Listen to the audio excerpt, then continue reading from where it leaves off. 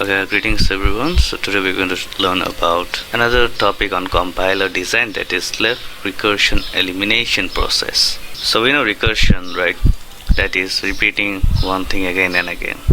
Now there are two types of recursion, that is left recursion and right recursion. Left recursion is bad because sometimes we can see that in case of a left recursion, top-down parsing doesn't support it due to infinite loop problem. That is, it's going, let's say, left, but it never going right. An infinite problem it occurs. So we had to eliminate these kind of problems, and that's why we are going to learn about left recursion elimination process. Now there are two types. One is immediate left recursion, another is non-immediate or indirect left recursion. Firstly, we are going to learn about immediate left recursion. There are two types. We are going to learn about them both. First one is, if any kind of grammar we have been given, we have to convert that grammar into this. We have to convert any kind of grammar into this. Then we have to make this structure. That is, we have to bring the beta first, then a alpha equal to epsilon alpha a prime. Here is something we have to make sure that in this formula, when we convert the grammar into this format, the a can't be inside of beta. We have to make sure this one. Let's see some examples, may be more clear. Here are some examples. We have been told to do immediate left recursion. According to formula, what we are going to do, we are going to make it into a format. What is the format? Format is that, let's say this is a, this is also a, this part will be alpha, and this part will be beta. Therefore we know, according to the formula, what we have to do, we have to bring the beta first, that is t, then a prime, that is e prime. Then we have to write e prime equal to, we have to give an alpha, then epsilon, then we have to give the alpha is plus t, and then a prime is e prime, and thus we have solved. This is very easy, just this. We have to follow the structure only. Let's solve this problem. This one is a, this one is also a, this one is alpha, this one is beta. What is our format? T equal to, we have to bring the beta first, f, then we have to bring the a prime, that is t prime. Then in t prime we have to write here first epsilon, then or alpha, that is star f, and then a prime, that is t prime. Thus easy. Let's see some more problems. One thing to mention here, I forgot that why these were doing immediate left recursion, right? But how we can identify that is it a left recursion or is it an immediate left recursion? It is because you can see these two terms are same. If the grammar has these two terms same, then that is immediate left recursion. We can see another problem here. This one.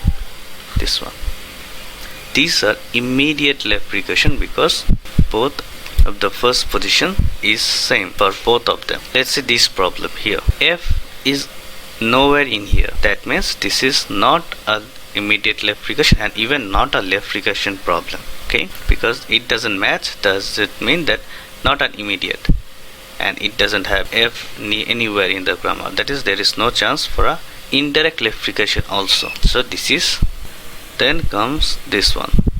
We can see here this term and this term both are same. That is immediate left recursion. How do we solve it? This is a, this is a, this part is alpha, this part is beta. We're going to bring a first, that is L equal to beta, that is S, a prime, that is L prime. Then L prime equal to epsilon alpha, that is comma S, along with it a prime, that is L prime, and thus solved. Let's see some more problems, that is this one. Here also you can see the first position is the same, So this is an immediate left recursion problem. We are going to solve in this way. Now let's not write anything. Let's see we can do it normally or not. Let's visualize. This part will be beta. This part is A. The rest of the part should be alpha. Okay. Therefore, S equal to 0, 1. Along with it, S prime. So here will be S prime. Okay. S prime equal to epsilon. That is 0 S. This is the alpha part, and then S prime. Thus, this is the solve. Let's solve this one. A equal to B A prime. Then A prime equal to epsilon plus B A prime. Thus we have solved easily some of the exercises of immediate left recursion. Hopefully you will be able to solve this. Just follow the format and everything is easy. Now the type 2. We have already learned about type 1. What is a type 2? Type 2 is if there is multiple. In this case we have seen there is only A alpha beta. There is a simple grammar. We are going to convert it into simple A alpha beta. But if there is a multiple, a big grammar that has A multiple alphas, then betas. Let's say an example here. Let's say A with BC. This is an alpha. Again A, but with CD. This is a different alpha. Then there is CD. This is a different. This is one beta. Then XY. This is another beta. So there is multiple beta and there is multiple alpha.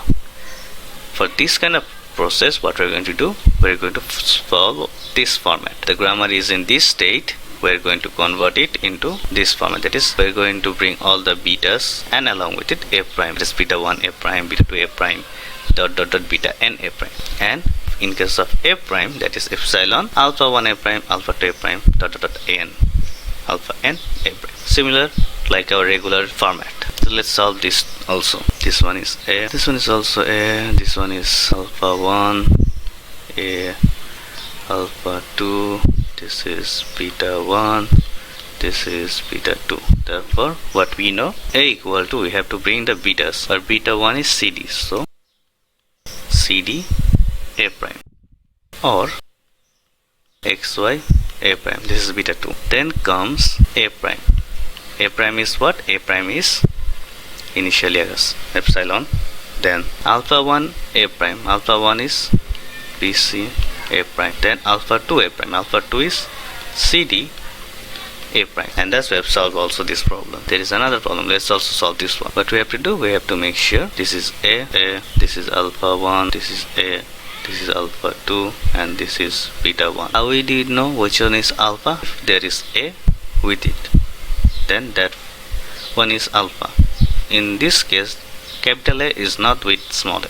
Thus, this means that this is only a beta. Okay, if we solve it, then it is, let's say we put the beta and then A prime. Now, A prime equal to epsilon initially, then alpha 1, that is B alpha A prime or A prime. Thus we have solved this problem also. There is another problem. Let's also solve this one. What does it say? It is, this one is A, this one is A, this one is alpha, this one is A, this one is alpha 2, this one is beta 1, this one is beta 2. What we're going to do, we're going to bring the betas, that is BC A prime or C. So this will be A prime. Now A prime equal to epsilon C A prime, that is the first alpha, then AD A alpha, that is the second alpha. And thus we have completed it too. In the next video, we are going to talk about indirect left recursion, that is non-immediate left recursion. If you have some problems regarding immediate left recursion, comment down below, watch the videos a couple of times, practice these problems on yourself. Thank you.